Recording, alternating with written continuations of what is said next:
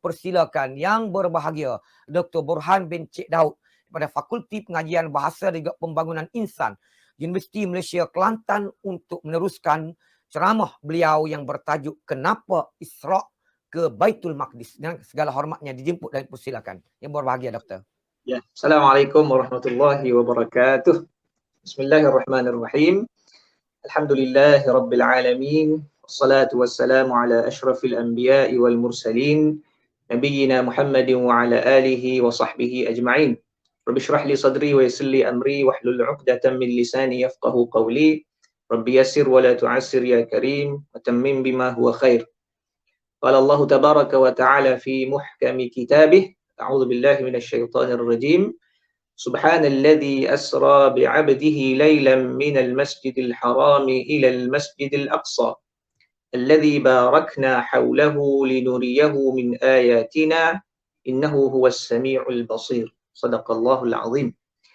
Pertama sekali, terima kasih banyak-banyak kepada teman ataupun rakan saya pada pagi ini, Al-Fadhil Tuan Haji Ustaz Suratmi bin Mak Yusof selaku pegawai agama Jajahan Bacok dan para kepimpinan beliau di Pejabat Agama Bacok, teman-teman, rakan-rakan sidang penonton yang dikasihi sekalian.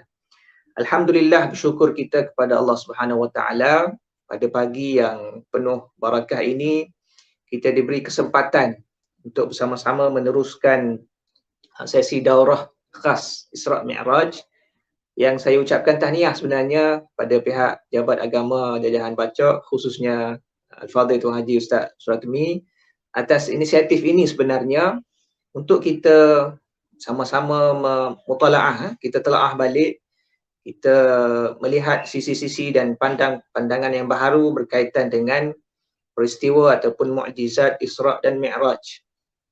Setiap saban tahun kita melaksanakan atau mengadakan berbagai majlis, sama ada kuliah, ceramah, forum dan sebagainya berkaitan dengan peristiwa Isra' dan Mi'raj. Dan dengan keadaan itulah ilmu dan juga pengetahuan kita khasnya berkaitan dengan perkembangan semasa yang berlaku di Timur Tengah, khususnya di Jerusalem ini ataupun di Baitul Maqdis, boleh kita perolehi melalui pelbagai saluran. Ada saluran berita-berita secara dalam talian ataupun melalui media sosial. Jadi daripada itulah kita boleh mengemaskini ilmu dan pengetahuan kita tentang Baitul Maqdis. So tajuk yang insya-Allah kita akan sama-sama bicarakan pada pagi ini adalah kenapa Al-Isra' ke Baitul Maqdis. Kenapakah Baitul Maqdis itu dipilih oleh Allah Subhanahu Wa Taala untuk menjadi destinasi perjalanan Nabi sallallahu alaihi wasallam semasa peristiwa yang agung ini. Saya yakin bahawasanya dalam dua siri yang lepas telah dibicarakan secara terperinci berkaitan dengan perkara-perkara yang berlaku semasa peristiwa Isra' dan juga peristiwa Mi'raj. Adapun perkongsian saya pada pagi ini akan merujuk khusus kepada Baitul Maqdis yang menjadi destinasi perjalanan Isra' Nabi sallallahu alaihi wasallam, dan sehingga ke hari ini pada tahun 2022 masih lagi menjadi suatu tempat yang berlakunya pelbagai isu dan juga cabaran yang diambil tahu ataupun diambil berat oleh umat Islam seluruh dunia. Saya ada menyediakan sedikit slide untuk kita tengoklah gambar-gambar dan sebagainya supaya secara visualnya kita boleh, walaupun kita berada di Kota Baru, Kelantan, kita berada di Malaysia, tapi secara visualnya kita boleh melawat Baitul Maqdis secara maya. Okay, saya ingin bermula dengan apakah perkara terkini yang berlaku di Jerusalem ataupun Baitul Maqdis. Kalau boleh ya kita tengok slide berikutnya, Fadil Ustaz.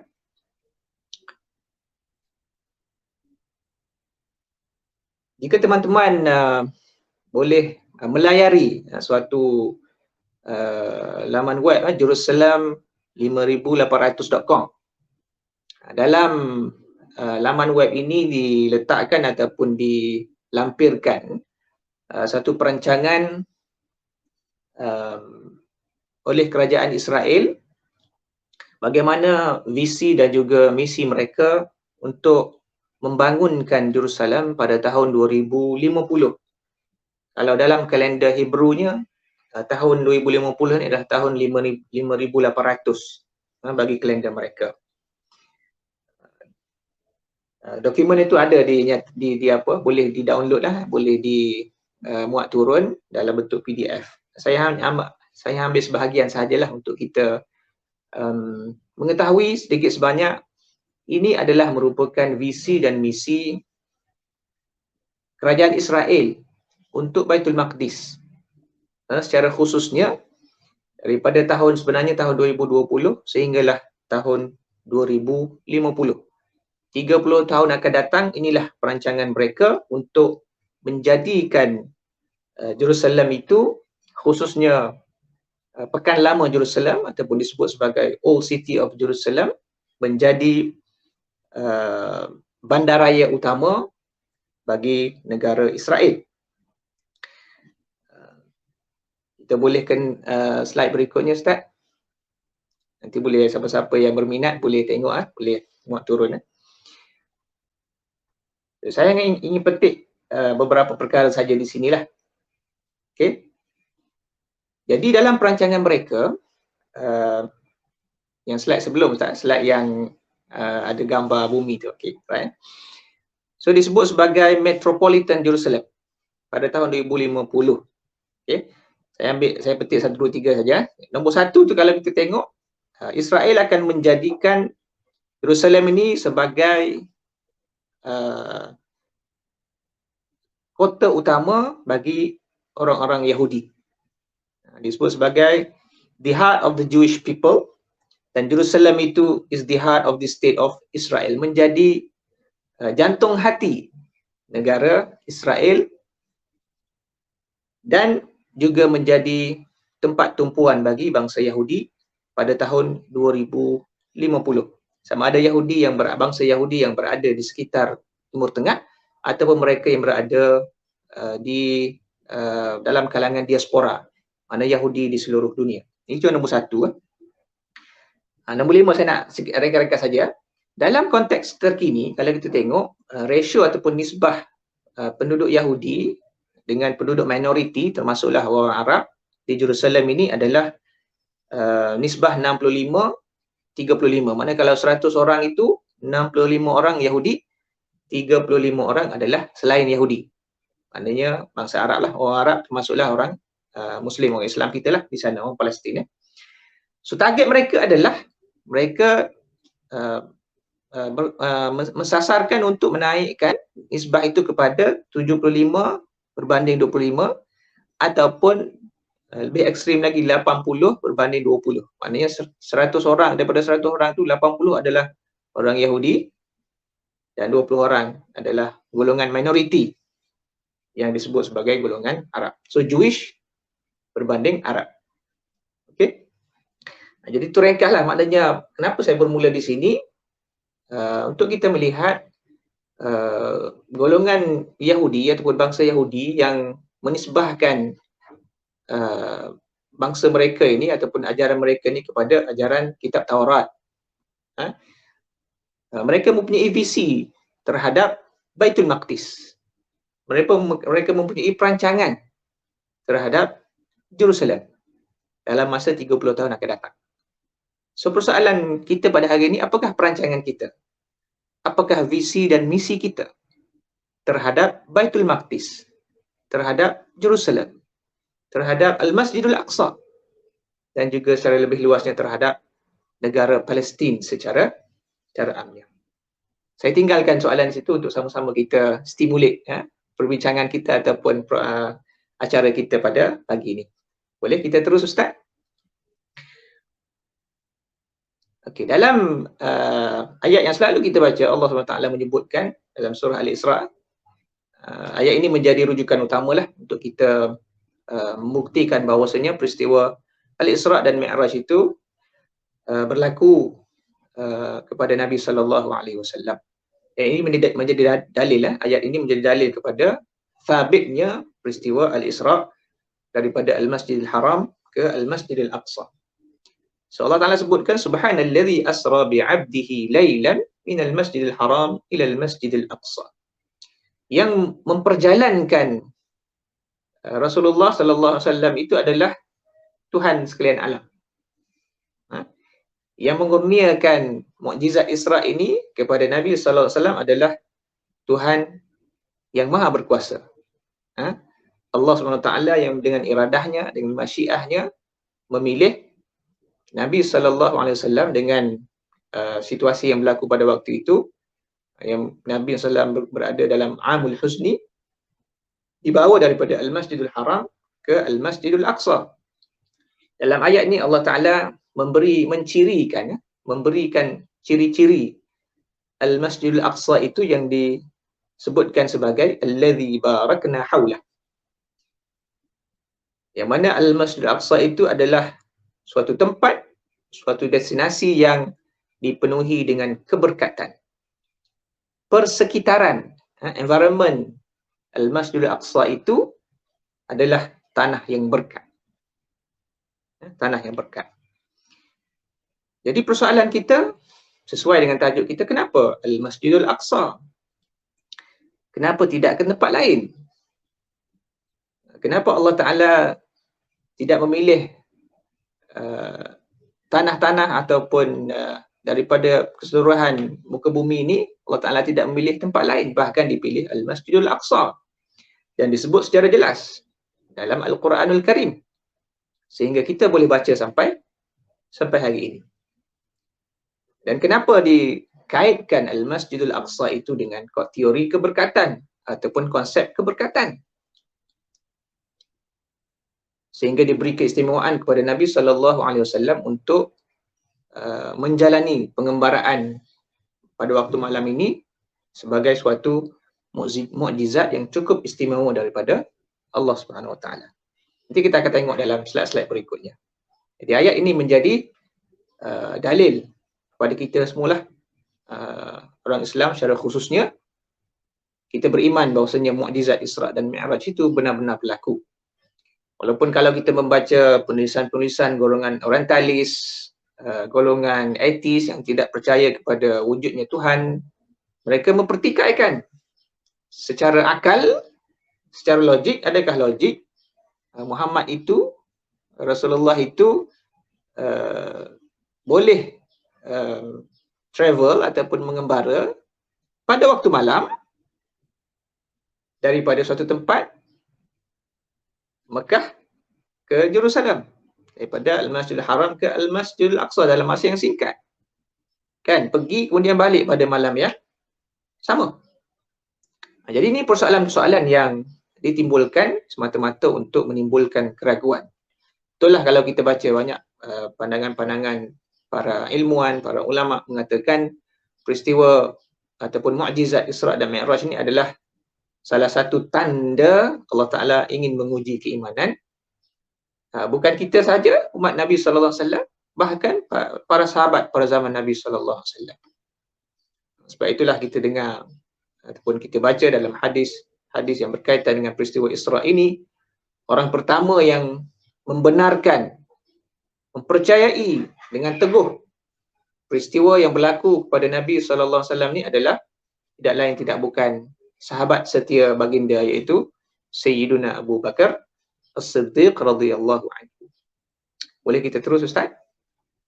Kalau kita tengok dalam konteks kita sekarang lah, kita tak nampak sangat di sini Zaman ni saya letak kat sini zaman kita lah, daripada Mekah ke Jerusalem. Kan, secara mudahnya kalau pakai Google Map ni dia kata kalau kita naik kereta berkenderaan jaraknya 1482 km akan mengambil masa 16 jam 18 minit lebih kurang. Ini zaman kita ni 2022 kan. Okey. Kalau kita jalan kaki kan daripada Mekah ni apa kita kata orang masa ni kalau dia travel tu kan hiking apa dia So akan mengambil masa 560 jam. Bersamaan lebih kuranglah 23 hari. Kalau hitchhiking kan, tumpang kereta ataupun jalan kaki dan sebagainya lah. Berhenti-berhenti dan sebagainya. Dalam, kalau kita tengok dalam sejarah disebutkan perjalanan pada waktu itu, pada zaman Nabi SAW, daripada Makkah ke Jerusalem dengan kenderaan yang ada pada waktu itu mengambil masa masih rata syahrain, mengambil masa perjalanan biasa selama 2 bulan. Tapi kita hidup pada zaman moden, kan? Pada zaman moden tidak mustahil daripada Makkah ke Jerusalem hanya boleh mengambil masa tidak lebih daripada separuh hari. Mungkin kurang daripada 12 jam. Kalau sekiranya kita travel ataupun kita menggunakan pengangkutan kapal terbang, kan? Kalau ada jet peribadi dan sebagainya, kan, boleh kita kata balik hari, kan. Tapi pada waktu itu, pada zaman Nabi SAW, dengan ilmu, dengan pengalaman yang ada dalam masyarakat Mekah pada waktu itu, bagi mereka ia sesuatu yang mustahil, kan, sesuatu yang pelik, tidak boleh diterima akal. Tapi kita hidup pada zaman moden dan kita mengalami sendiri, dengan walaupun jarak itu jauh, tetapi dengan kehebatan teknologi pengangkutan yang manusia telah bangunkan, maka jarak yang jauh itu seumpama suatu jarak yang dekat sahaja, kan. Kalau dulu, zaman-zaman dulu kita nak travel daripada Kota Baru nak pergi ke Kuala Lumpur sebagai contoh, kan, sebelum ada jalan-jalan yang elok ni, nak kena ikut Kuala Lipi, Sungai Koyan, kan, jalan merah lagi. Kalau hujan tu kereta tu akan jadi merah lah, kan, jalan merah lagi, kan, ambil masa 12 jam, 13 jam, kan. Tapi dengan teknologi pengangkutan dan sebagainya, kita boleh mungkin daripada Kota Baru ke Kuala Lumpur tu mungkin sesingkat 5 jam, 5 jam setengah ataupun 6 jam. Ya. Jadi alhamdulillah kita hidup di zaman yang sebenarnya menunjukkan kepada kita ataupun memberikan keyakinan yang lebih mendalam kepada kita bahawasanya itu sesuatu yang tidak mustahil sebenarnya. Apatah lagi itu adalah merupakan kurnia mukjizat daripada Allah Taala kepada Nabi sallallahu alaihi wasallam. Okey, next. Seterusnya Ustaz. Okey.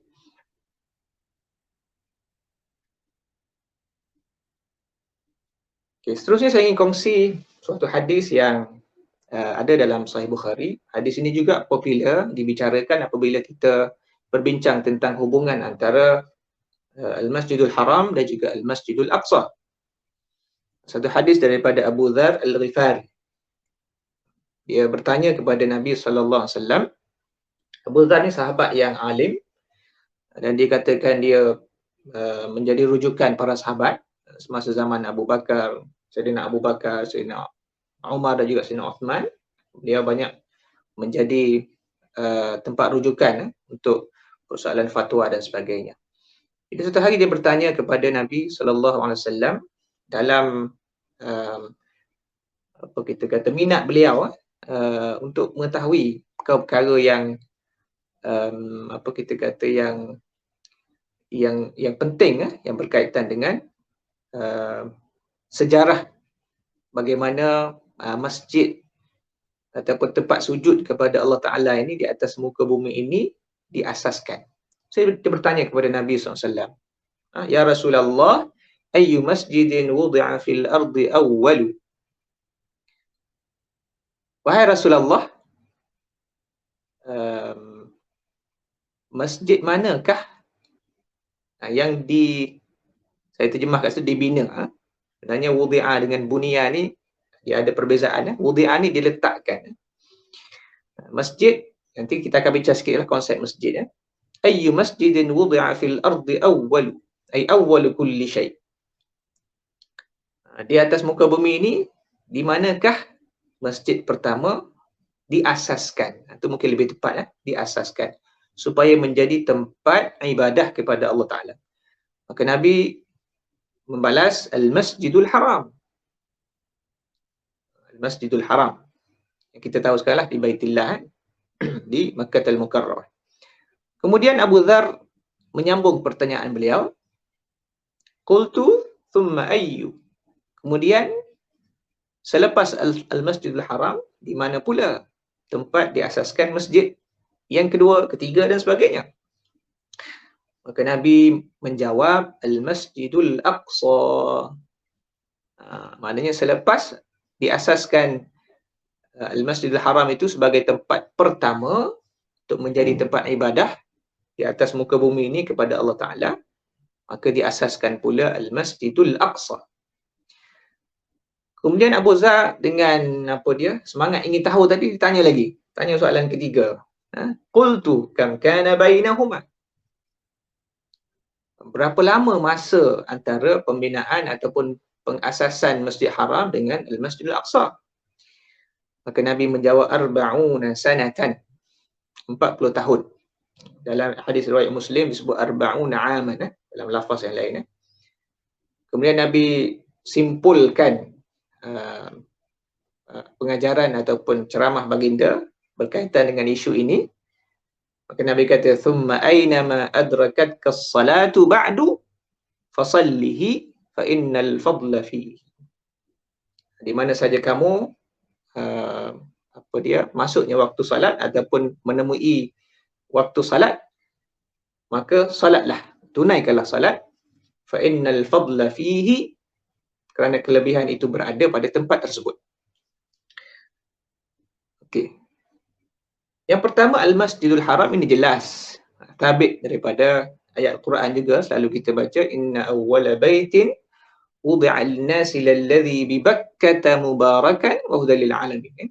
Inna awwala baitin ay baitin lil ibadah. Maksudnya suatu rumah, merujuk di sini tempat sujud, tempat sujud, tempat kita melaksanakan ibadah kepada Allah Ta'ala. Inna awwala baitin, yang paling awal, wudi'a lin-nas, diletakkan, diasaskan kepada manusia di atas muka bumi ini untuk menyatakan penyembahan mereka kepada Allah Ta'ala melalui ibadah. Lalladhi bi Bakkah mubaraka, adalah yang letaknya di Bakkah, iaitu Wadi Bakkah. Di banyaklah perbahasannya Bakkah, Makkah itu, nanti kita boleh rujuk semula lah. So Bakkah itu sebenarnya merujuk kepada Makkah lah. Jadi dalam konteks ini diletakkan ataupun digunakan istilah bait. Di Bakkah, inna awwala baitin wudi'a lin-nas lalladhi bi Bakkah mubarak. Itu jelas tabit. Kalau kita baca perbahasan hadis ini, berlaku perselisihan pandangan dalam kalangan ulama lah. Siapakah manusia pertama yang mengasaskan masjid ini ataupun tempat beribadah kepada Allah Ta'ala di atas muka bumi ini? Banyak mengatakan Nabi Ibrahim AS, kemudian kalau Masjidil Haram itu Nabi Ibrahim AS, Al-Masjid Al-Aqsa itu merujuk kepada Nabi Daud dan Nabi Sulaiman. Tapi dalam perbahasan yang saya bacalah, antara yang lebih dekat untuk kita terima adalah Al-Masjidil Haram itu dibina asasnya, iaitu wad'u, dipanggil wad'u ta'sis, atau wad'u ta'sis adalah oleh Nabi Adam AS. Apabila Nabi Adam AS turun ke bumi, maka diperintahkan oleh Allah Ta'ala untuk mengasaskan suatu tempat, suatu bait ataupun suatu masjid. Bukan dengan makna masjid yang kita faham sekarang, masjid dalam bentuk binaan, ada bangunan, ada apa kita kata pintu, ada lantai, ada atap dan sebagainya. Jadi masjid dengan maksud maudhi'u sujud, tempat untuk sujud ibadat kepada Allah Ta'ala. Maka Nabi Adam AS. Maka selepas itu Al-Masjidul Aqsa juga dikatakan dibina oleh Nabi Adam AS ataupun anak-anak baginda. Perbahasan itu saya rasa tidak perlu kita panjangkan, nanti boleh rujuk kepada syarah-syarah hadis lah, antaranya dalam Fathul Bari dan sebagainya disebut dengan lebih panjang lah, lebih terperinci. Jadi maksudnya di sini bila disebut awal, dia ada dua lah, iaitu disebut sebagai awaliyah makaniyah, superiority di sudut tempat, keutamaan di sudut tempat, awal-awal di sudut tempat, kemudian awaliyah zamaniyah. Awaliyah makaniyah, Tempat yang pertama adalah di Makkah, Al-Masjidil Haram, dan tempat kedua yang diasaskan masjid di atas muka bumi ini adalah di Baitul Maqdis, yang disebut dalam istilah Quran tadi surah Isra, dan juga dalam istilah hadis ini dengan istilah Al-Masjidul Aqsa. Jadi sebenarnya kalau kita tengok perbincangan dalam hadis juga disebut, sebenarnya istilah ataupun terminologi Al-Masjidul Aqsa ini digunakan secara meluas pada waktu itu dan difahami oleh orang-orang Arab yang antara career mereka, kerjaya mereka adalah melaksanakan perniagaan. Kan? Ramai di kalangan Arab Quraisy ini, mereka yang berniaga, mengenali ataupun tahu di mana itu Baitul Maqdis, di mana itu yang dikatakan Al-Masjidul Aqsa, masjid yang terletak pada satu tempat yang paling jauh, Al-Aqsa. Jadi mereka mengetahui.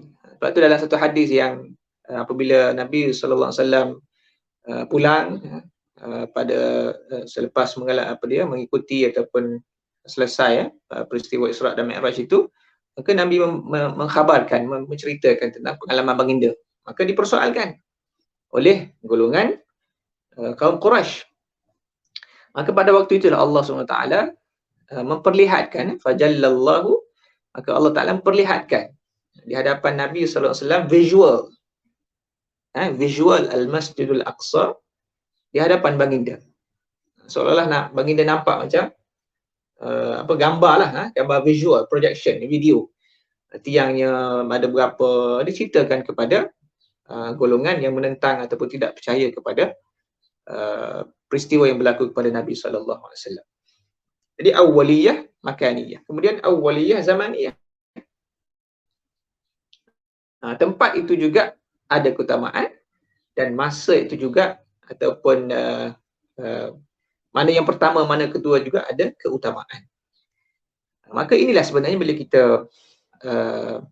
bila kita memahami hakikat ataupun hikmah di sebalik kenapa Allah Ta'ala memilih Al-Masjidul Aqsa ataupun Baitul Maqdis sebagai destinasi Isra' Nabi sallallahu alaihi wasallam, maka kita faham dengan jelas.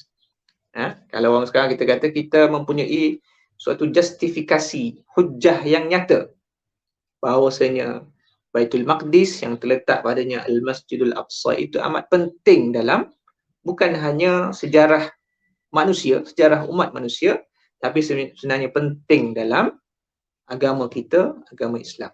Penting dalam kehidupan Nabi sallallahu alaihi wasallam, sebagaimana ia penting, maka ia juga penting dalam kehidupan kita sebagai umat Nabi sallallahu alaihi wasallam. Boleh kita terus, Ustaz? Ini pun Nabi sebut kepada kita. Kan? Satu hadis daripada Abu Hurairah.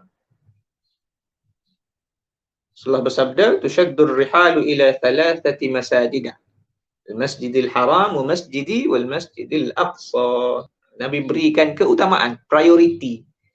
Kan, kalau kita nak bermusafir, kan, ar-rihal ataupun kita nak berjalan, bermusafir, nak mencari masjid yang paling utama di atas muka bumi ini, maka Nabi kata pergilah kepada 3 masjid yang paling penting dalam kehidupan kita sebagai umat Islam.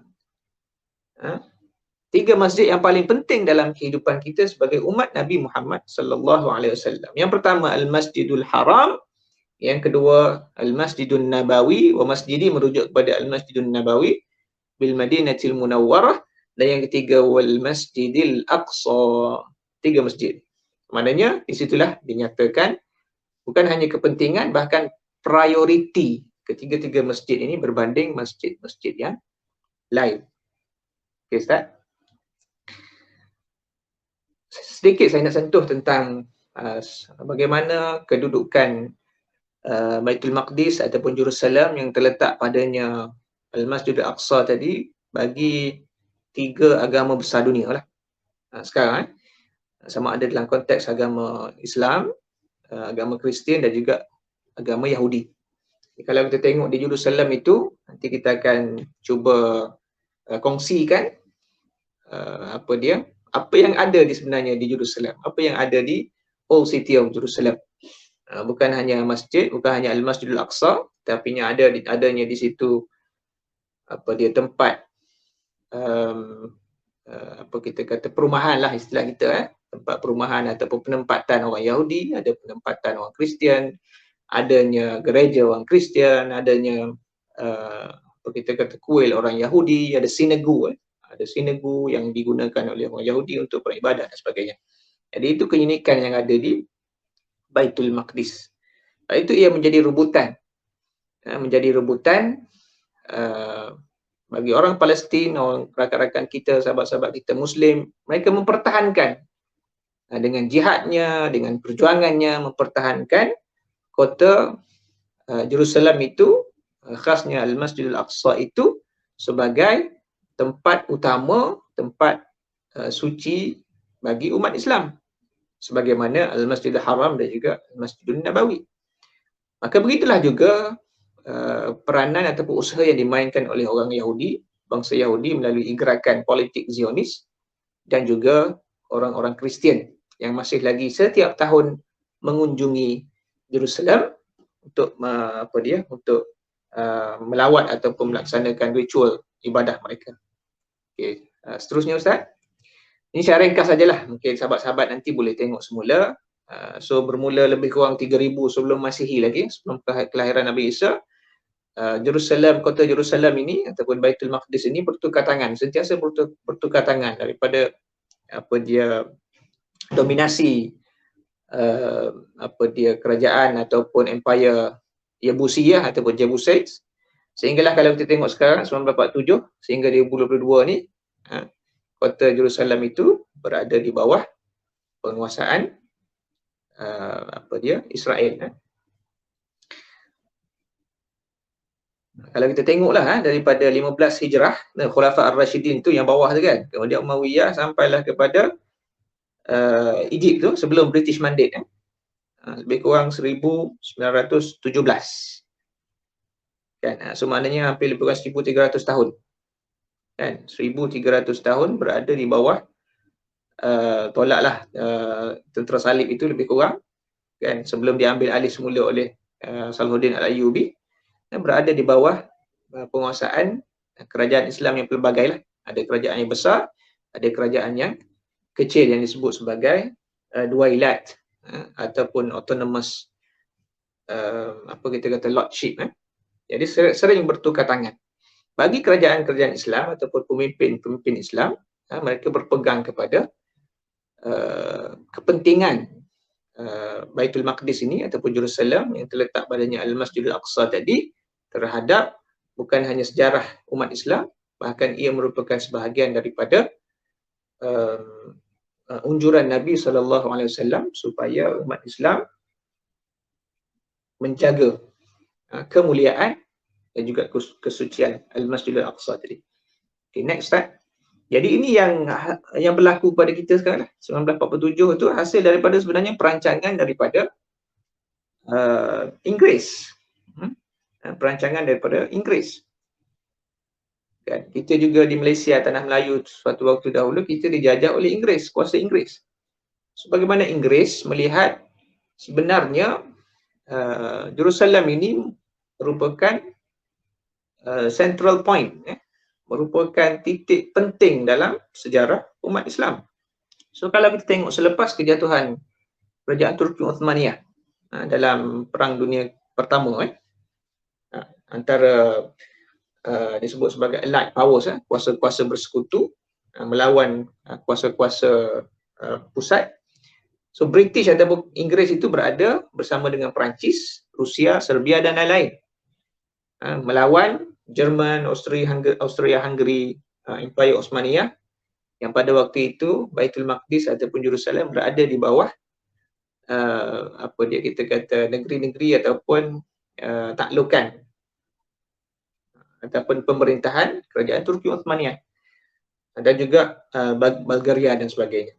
So apabila Perang Dunia Pertama yang berlaku lebih kurang 4 tahun 3 bulan 2 minggu ini selesai ataupun berakhir pada 11 November 1918, maka yang menangnya Allied Powers, kan, kuasa-kuasa bersekutu. Jadi bagaimana mereka nak membahagi-bahagikan pusaka ataupun membahagi-bahagikan tanah jajahan yang sebelum ini berada di bawah kerajaan Turki Osmaniyah. Maka mereka membentuk apa yang disebut sebagai League of Nations. Khusus untuk Jerusalem ni ataupun Palestin ni secara lebih umumnya, maka diberikan oleh kerajaan British, diberikan kepada kerajaan British dalam bentuk sistem mandat untuk memerintah Palestin pada ketika itu.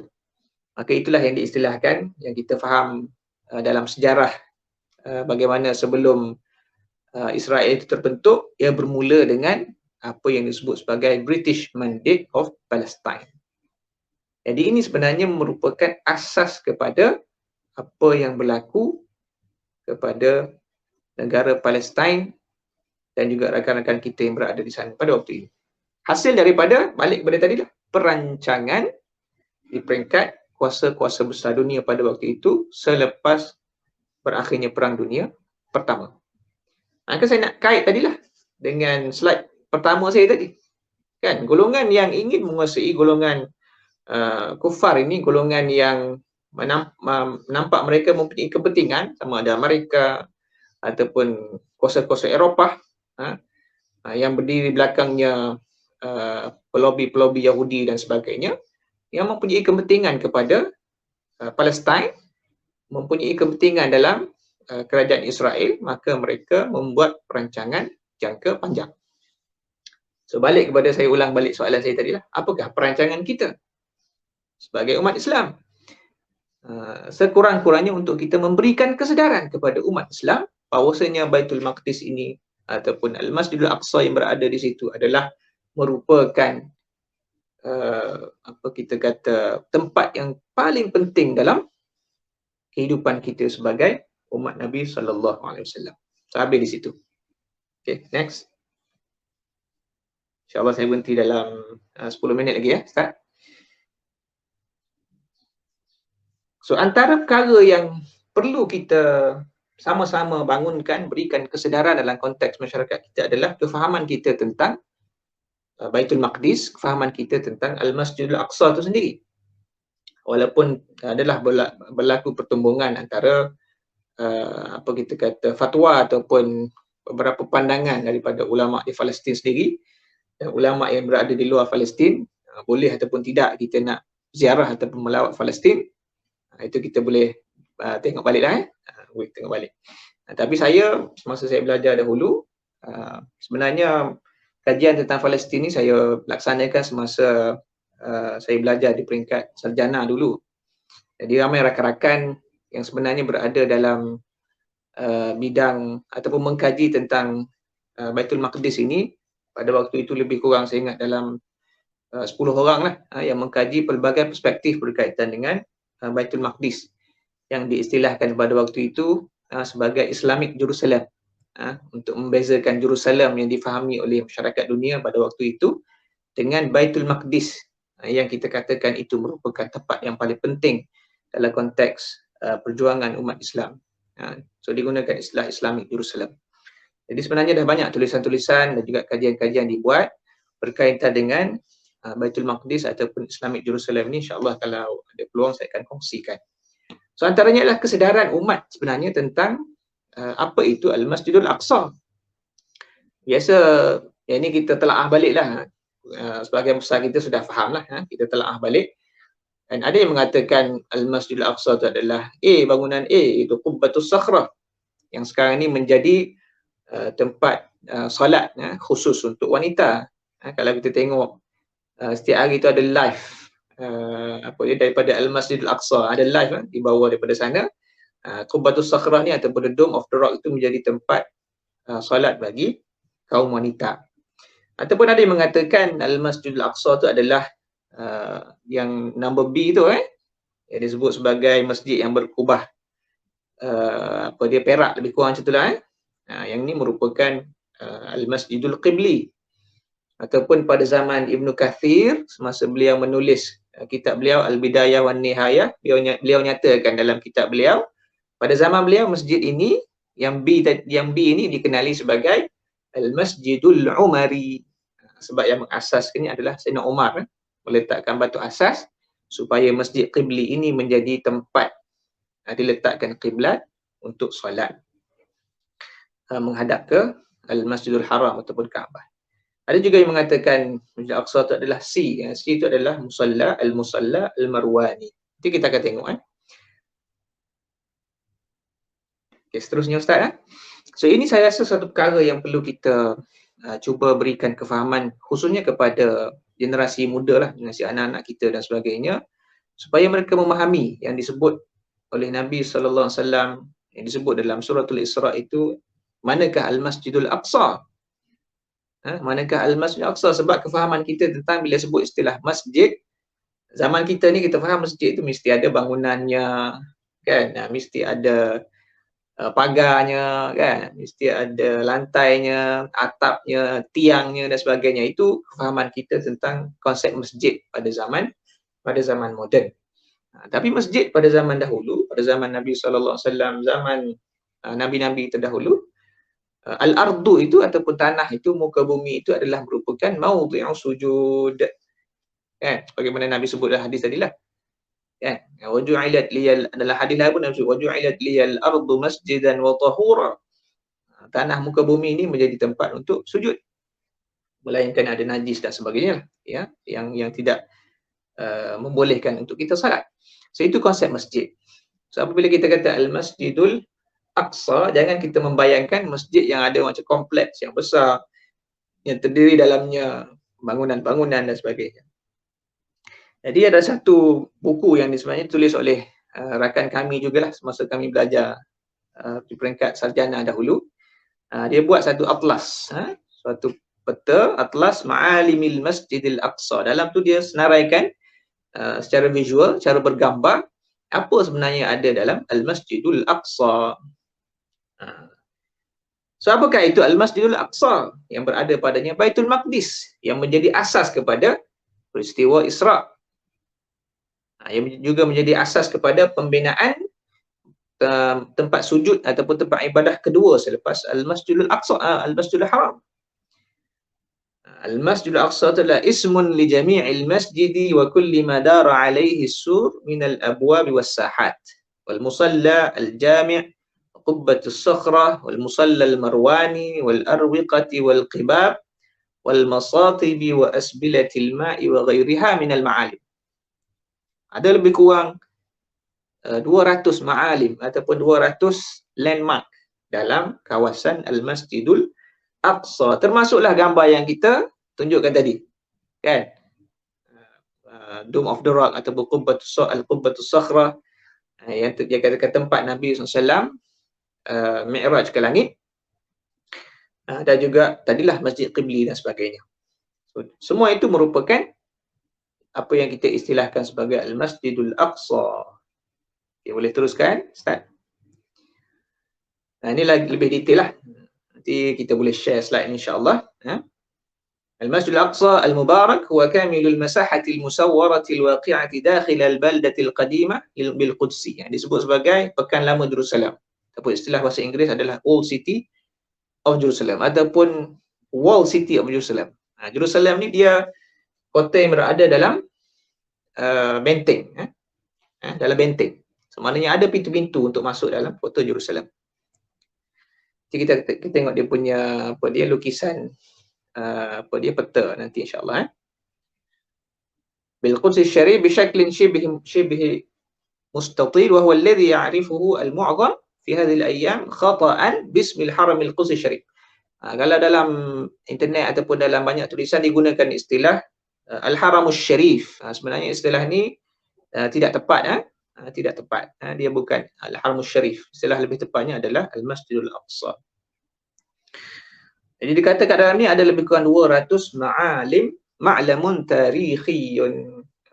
Landmark yang bersejarah merujuk kepada peristiwa-peristiwa ataupun apa kita kata tema-tema penting yang berlaku dalam sejarah, bukan hanya Nabi Muhammad SAW tapi juga sebelum itu. Saya pergi laju sikit. Jadi kalau kita tengok sini, inilah sebenarnya seterusnya Ustaz. Inilah sebenarnya kedudukan Al-Masjidul Aqsa dalam kotak yang hijau tu, kan. Dan dia sebenarnya terletak di atas kawasan berbukit. Salah satu daripada 4 bukit yang mana Old City of Jerusalem terletak di atasnya. So, yang dalam benteng itu, dalam pagar lah kita kata, pagar batu tu, itu disebut sebagai Old City of Jerusalem ataupun Wall City of Jerusalem. Maknanya pekan Jerusalem lama yang berada di dalam kawasan berpagar berbatu tu. Okey. Okay, terus start. Ini gambaran lain lah kalau kita tengok Old City of Jerusalem tu luas dia kat situ. Di dalam ni lah adanya Christian Quarter, ada Jewish Quarter, ada kuil Yahudi, ada gereja Kristian dan sebagainya berada di dalam kawasan Old City of Jerusalem. Jadi spot inilah kalau kita tengok, spot ini kalau kita tengok Google Map tu kecil saja. Kan? Kecil sahaja. Tapi spot inilah ataupun tempat inilah yang menjadi rebutan tiga utama dunia. Khususnya orang Yahudi nak berkuasa di Jerusalem ini. Seterusnya Ustaz. Ini dalam lukisan lain lah supaya kita nampak secara visualnya kedudukan Al-Masjidul Aqsa. Okay, seterusnya Ustaz. Okay, ini ukuran lah. Ukuran ini dibuat oleh salah seorang pengkaji di peringkat ijazah kedoktoran. Orang Palestin, sekarang ni dia mengajar di Universiti An-Najah di Palestin. Nama dia Dr. Haitham Ar-Rotrut. Saya pun masa belajar di peringkat sarjana sempat bertukar-tukar pandangan dengan beliau lah. Jadi dalam kajian beliau ni, dia ukur lah. Dia ni bidang arkitektur, seni bina. Jadi dia buat perbandingan antara binaan Al-Masjidul Haram, khususnya Kaabah itu, Al-Kaabah itu dengan yang disebut sebagai Al-Masjidul Aqsa. Dia buat kajian lah di sudut ukuran dan sebagainya. Nanti kita akan tengok dalam slide berikutnya. Jadi luas Masjid Aqsa ni dikatakan 144,000 meter persegi. Berapa butir rumah banglo boleh buat dalam ni kan? Lepas tu kalau kita tengok dalam visual, video ataupun bergambar-gambar Al-Masjid Aqsa ni, orang yang semayang tu sebahagian sahaja di kawasan berbatu dan sebagainya. Dikatakan sebelum ini untuk masuk ke dalam kawasan Al-Masjidul Aqsa ni kena tak boleh pakai kasut dululah, zaman dulu, tapi selepas itu dibenarkan lah. Atau kalau kita tengok orang di sana musim sejuk, dia akan solat dekat luar kawasan berbatu tu di hadapan Qubbatus Sakhrah tu kan, ataupun Dome of the Rock tu. Dia semayang macam tu je, hampas sejadah, pakai kasut je kan, sebab tanah dia berbatu kan. Kecuali yang solat di hadapan tu, bahagian depan yang disebut sebagai Masjid Qibli tu. Lebih kurang 35.5 ekar luas dia. Kalau kita ukur padang bola international ni, padang bola international ni dia 100 kali 64, 100 meter kali 64 meter. So boleh muat kat sini 21 padang bola. Luasnya kawasan Al-Masjidul Aqsal Mubarak. Okay? Jadi yang masyarakat ataupun umat Islam di sana yang solat di Masjid Qibli, kaum wanita solat di Qubbatus Sakhrah, ada yang solat di bawah Musalla Marwani dan sebagainya, itu adalah sebahagian kecil daripada luasnya kawasan Al-Masjidul Aqsa. Jadi ada orang tanya soalan, kenapa tidak dibuat bangunan? Bangunan yang tertutup lah, macam masjid, konsep masjid kita kan, tutup semua kan. So kita boleh bayangkan lah kalau nak tutup 144,000 meter persegi ni kan, berapa ratus juta yang kita perlukan kan untuk tutup semua. Tapi itulah hikmahnya Allah SWT memilih Al-Masjidul Aqsa menjadi tempat yang kekal sampai sekarang. Kita sebagai umat Islam, walaupun kita berada di Malaysia, kita boleh melihat dengan mata kita sejarah Al-Masjidul Aqsa ataupun Baitul Maqdis ni sendiri. Next start, ini sudut pandang yang lain lah kalau kita nak tengok. Siapa yang mungkin pernah ke sana, mungkin boleh share atau berkongsi pengalaman masing-masing lah. Okey, seterusnya Ustaz. Saya berhenti sebelah suku lah insyaAllah.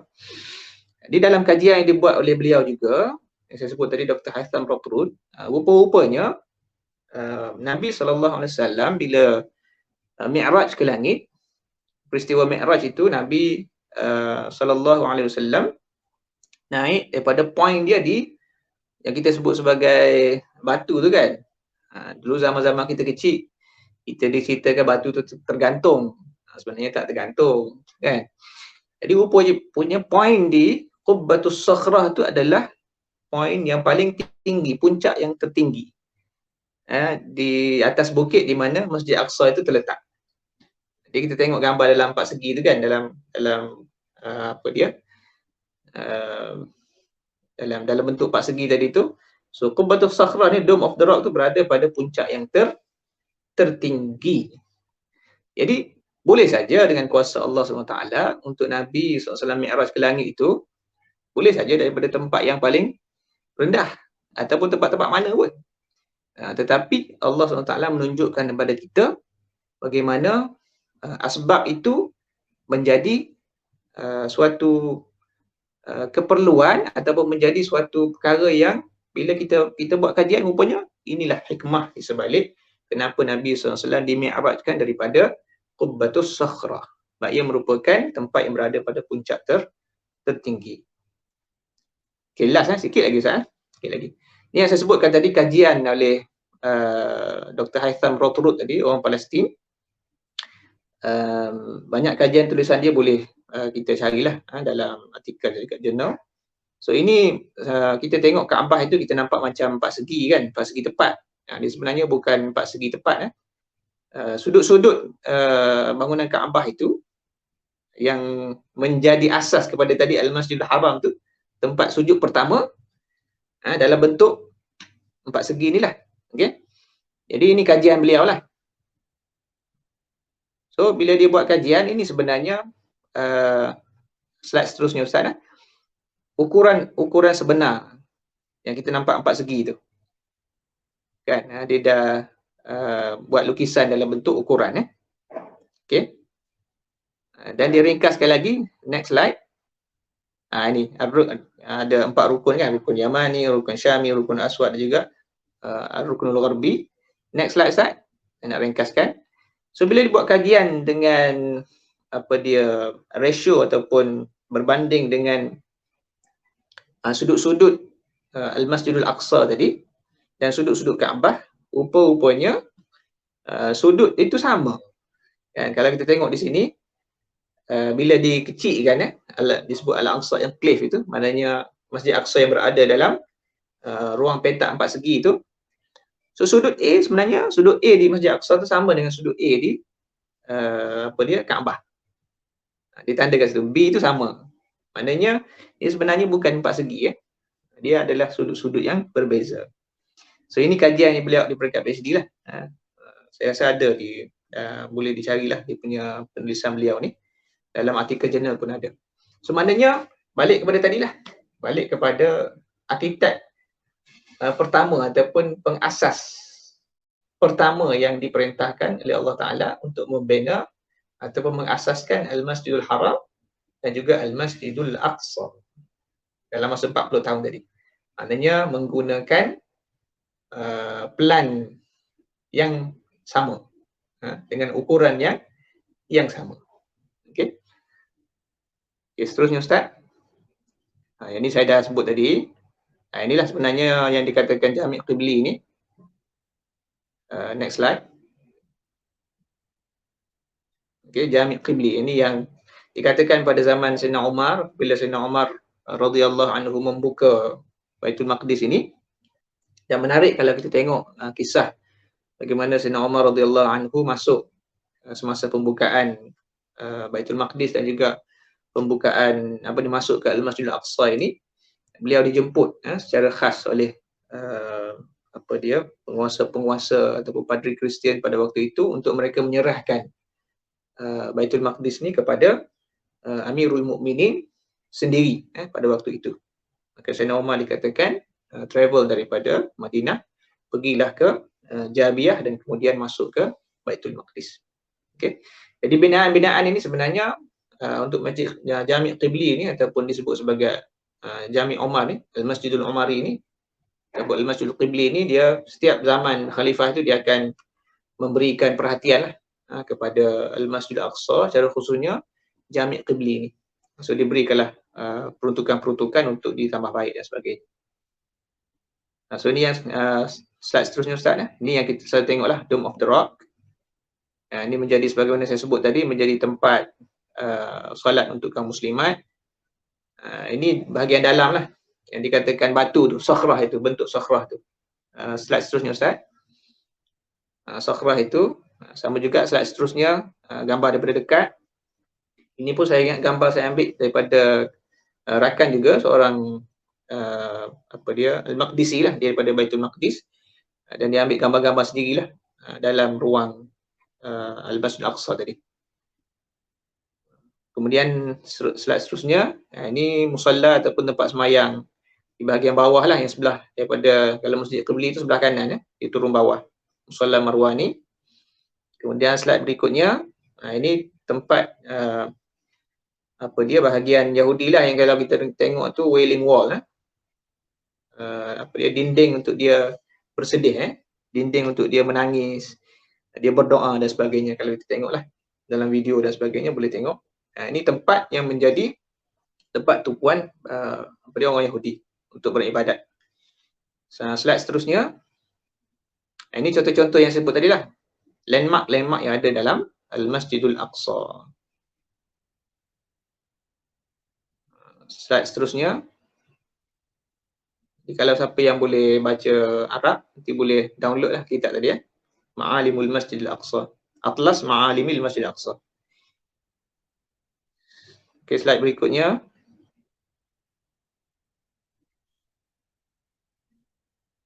Okay. Ini kita tengok gambar lah, Ustaz. Slide berikutnya. Ada sekali pada tahun 1969, Jami' Qibli yang kita tengok tadi, Masjid Umar tadi tu dibakar oleh seorang fanatik Yahudi, dimasuk dalam tu, dibakar pada tahun 1969. Jadi tidak pelik lah kalau tengok zaman kita sekarang ni, biasa saja tentera Israel ataupun orang Yahudi masuk ke dalam kawasan Al-Masjid Al-Aqsa tadi dan melakukan macam-macam lah. Kan? Dia menghalang umat Islam untuk salat dan sebagainya. Banyak isu-isu yang berlaku lah.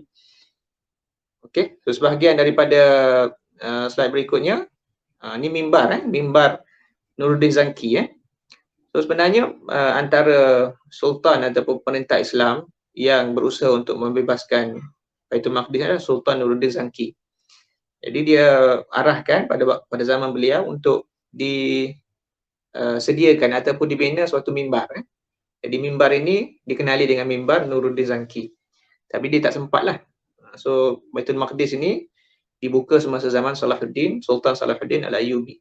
Jadi mimbar ini dibawa masuk ke Baitul Maqdis, masuk ke Al-Masjid Al-Aqsa dan diletakkan di situlah. Jadi pada tahun 1969 itu bila dibakar, maka terbakar sekali lah mimbar ini. Dan dikatakan mimbar ini dibuat semula lah, dibina semula dalam bentuk yang baru. Jadi yang sebelah kanan tu, next slide. Itu yang remaining lah, remnants daripada mimbar itu. Jadi kata kayu ni berumur lebih kurang 1000 tahun lebih lah, sebab dibina pada zaman tersebut. Okey. Jadi slide berikutnya, Ustaz. Jadi sebagaimana balik kepada slide saya awal tadi, ini saya ingat slide ni pada tahun 2010 lebih kurang macam tu lah, 9-10 macam tu lah. Ini yang mereka tengah buat pada waktu itu. Jadi sekarang ni tidak pelik lah kalau dia nak menguasai Baitul Maqdis secara total lah. Bahagian-bahagian dalam Al-Masjidul Aqsa yang telah dikuasai pada waktu itu. Kalau sebagai contoh, kita tengok nombor 6 tu kan. Nombor 6 tu ada tempat untuk beribadat lah. Ada tempat-tempat kecil untuk beribadat. Tapi dia diubah, diambil oleh tentera Israel dan dia jadikan macam kita kata tempat guard lah, tempat polis kan dalam tu. Jadi tempat-tempat yang bersejarah dalam kawasan Al-Masjidul Aqsa ini diusahakan untuk diambil secara sedikit demi sedikit. Caranya dia halang umat Islam Palestin daripada masuk melalui gate-gate tertentu. Tapi kalau kita tengok semangat Allah Ta'ala berikan semangat perjuangan dalam kalangan sahabat-sahabat kita di Palestin ini, khususnya orang Maqdisi lah, orang yang hidup ataupun tinggal berada di Baitul Maqdis ini cukup tinggi. Walaupun dihalang dan sebagainya, semangat mereka semakin, bukan semakin turun, semakin naik, semakin tinggi semangat mereka untuk memperjuangkan kedudukan ataupun kesucian Baitul Maqdis ini, khususnya Al-Masjidul Aqsa. Akhir sekali saya nak tutuplah perbincangan kita pada pagi ini ringkasnya dengan satu syair yang ditulis ataupun dinukilkan oleh Al-Imam Ibn Hajar Al-Asqalani.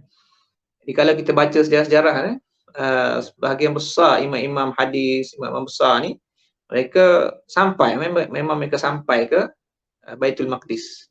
Dalam perjalanan mencari ilmu tu, mereka sampai singgah sebentar di Baitul Maqdis. Termasuklah juga Al-Imam Al-Ghazali rahimahullah. Imam Ibn Hajar sebut kat sinilah, ilal baitil muqaddas qad ataina, jinan al-khuldi nuzulan min karimi, qata'na fi mahabbatihi iqaba, wa ma ba'da al-iqabi siwan na'im. Dia nak ceritalah dia sampai kepada Baitul Maqdis yang menjadi syurga kurnia Allah Subhanahu Wa Taala. Dan sampai ke situ dia kata, kenapa? Kerana sayangnya, kasihnya, eratnya Baitul Maqdis ini dalam hidup beliau. Tambah lagi beliau merupakan antara ulama besar dalam ilmu hadis dan juga ilmu fiqh, kan. Dia berusaha untuk pergi ke Baitul Maqdis walaupun terpaksa memenuhi banyak cabaran dan sebagainya. Bila sampai di sana, apa yang didapati adalah bila dapat melihat Baitul Maqdis, melihat Al-Masjidul Aqsa, itu merupakan suatu nikmat yang tiada tandingannya. Jadi sekadar itu saja yang boleh saya berkongsi dengan teman-teman, para penonton, para pendengar. InsyaAllah dengan kesedaran kita dan juga ramai sebenarnya di luar sana yang sejak daripada dahulu lagi memulakan perjuangan melalui pendidikan al-masyru' al-ma'rifi, perjuangan kesedaran pendidikan tentang Al-Masjidul Aqsa, supaya insya-Allah sampai masanya Al-Masjidul Aqsa ini akan kembali berada di bawah penguasaan ataupun pemerintahan umat Islam apabila sampai janji Allah Subhanahu wa taala, insya-Allah. Aqulu qawli hadha wa astaghfirullahal azim, astaghfirullahal azim, billahi taufiq wal hidayah. Assalamualaikum warahmatullahi wabarakatuh. Minta maaf Ustaz, sejam. Baik. Waalaikumsalam warahmatullahi wabarakatuh. Terima kasih banyak Doktor. Dan saya teruja dan rasa naik semangat sementara bila tengok penjelasan doktor dengan bergambar slide-slide tadi. Walaupun slide tu saya dah baca banyak kali sebenarnya, tetapi kok mana-mana pun kena dengar penjelasan daripada orang yang buat slide tu. Bukan setakat doktor yang buat slide, tapi mengkaji sebenarnya. Dan saya rasa para penceramah kita ni dia kena tengok semula slide-slide ini, apa yang dikata kedua ceramah Isra' Mi'raj ilal Masjidil Aqsa ni ke mana sebenarnya. 21 pandai bola tu saya dengar. Saya ingat betul benar. Ada 21 pandai bola ni. Ada seorang sahabat kita Nadiah Amran ada bertanya. Dia kata, apa hubungan Baitul Maqdis dengan nabi-nabi yang lain? Lagu mana Doktor? Ya, jelas sebenarnya bila peristiwa Isra' sebelum Nabi naik Mi'raj tu kan. Maka Nabi dipertemukan dengan sahabat-sahabat yang satu risalah. Jadi saya rasa itu juga satu poin yang penting yang mungkin telah disebut oleh penceramah kita sebelum ni lah, dalam ceramah-ceramah kuliah Isra' Mi'raj. Disebut sebagai wahdatur risalah. Wahdatur risalah. Maknanya Allah Ta'ala bawa secara khusus Nabi SAW daripada Mekah pergi berjalan pada waktu malam, khusus pergi ke Baitul Maqdis, pergi ke Al-Masjidul Aqsa untuk nak tunjuk kepada Nabi SAW bahawa perjuangan baginda bukan perjuangan seorang-seorang. Bukan perjuangan hak dimulakan oleh Nabi SAW. Bahkan ia perjuangan yang telah dimulakan oleh Nabi-Nabi sebelum baginda. Kan Nabi sebut dalam hadis jumpa dengan Nabi Ibrahim, jumpa dengan Nabi Isa, jumpa dengan Nabi Musa dan sebagainya.